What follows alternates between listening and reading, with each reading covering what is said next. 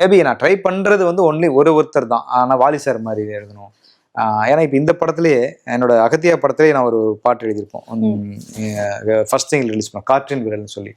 அந்த பாட்டுல வந்து நீ யாரோ எவ்வளோ அல்ல நான் 7-8 வரிகளில் சொல்ல, நீ அலையோ மழையோ அல்ல நான் 1000 விரல்களில் அல்ல அப்படின்னு அந்த வரி வரும். அது இவன் தான் டியூன் பண்ணியிருப்பாரு. இந்த நீ யாரோ எவ்வளோ அல்ல நான் 7-8 வரிகளில் சொல்லங்கிறது வாலி சாருடைய லைன். அது அவர் வந்து ஒரு கவியரங்கத்துல 1980ல கலைஞரை பார்த்து சொன்ன ஒரு வரி. அது நீ யாரோ எவரோ அல்ல நான் 7-8 வரிகளில் சொல்லங்கிறது அவர் எழுதி சொன்ன வரி. இது வாலி சாருக்கே ஞாபகம் வந்திருக்காது. பட் நான் இதை எங்கேயோ படிச்சது ஞாபகத்துல எனக்குள்ள போய் ஒரு ஒரு ஒரு பின்ல அது இருக்கு. ஸோ அந்த பிரயோகத்தை நான் இங்க பயன்படுத்தணும் அப்படின்னு நினைச்சேன். ஏன்னா வாலி சார் நம்மளும் வேற வேற இல்லையே. அதனால அந்த வரியை நான் எடுத்து அவரதை மட்டும் நான் அவர் மாதிரி எழுதணும் அல்லது அவருடைய வரியவே எழுதணுங்கிறதுல ரொம்ப துணிவா அந்த முடிவு எடுப்பேன். மற்றபடி இவர் மாதிரி எழுதணும் அவர் மாதிரி எழுதணும் அப்படிங்கிற பிகினிங் ஸ்டேஜ்ல வந்து வைரமுத்து சாரோட இன்ஃப்ளூயன்ஸ் நிறைய இருந்தது. ஏன்னா நம்ம எல்லாரும் அவங்கள பார்த்தானே வளர்றோம். முந்தைய தலைமுறை தான் நம்மளை வளர்க்குது.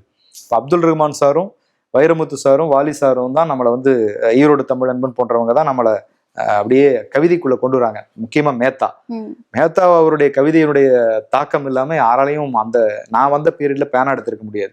ஸோ அவ்வளவு புது கவிதையினுடைய ஒரு தகப்பன்னா மேத்தாவை சொல்லலாம். ஸோ அவருடைய கவிதை அந்த சாயெல்லாம் நமக்கு வந்துச்சு ஆரம்பத்துல. அப்புறம் தனித்துவம் வர்றதுங்கிறது அனுபவத்தால வரும், வந்துட்டே இருக்கும்.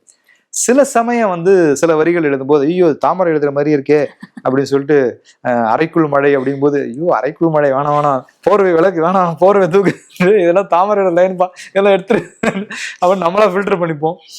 சம்டைம் வந்து கொஞ்சம் அறிவியல் ரீதியா வரும்போது ஐயோ மதன் கார்கி ஸ்டைல் வந்துருமோ அப்படிங்கிற ஒரு இது இருக்கும். ஸோ அதனால அதை நம்மளா விளக்கிப்போம்.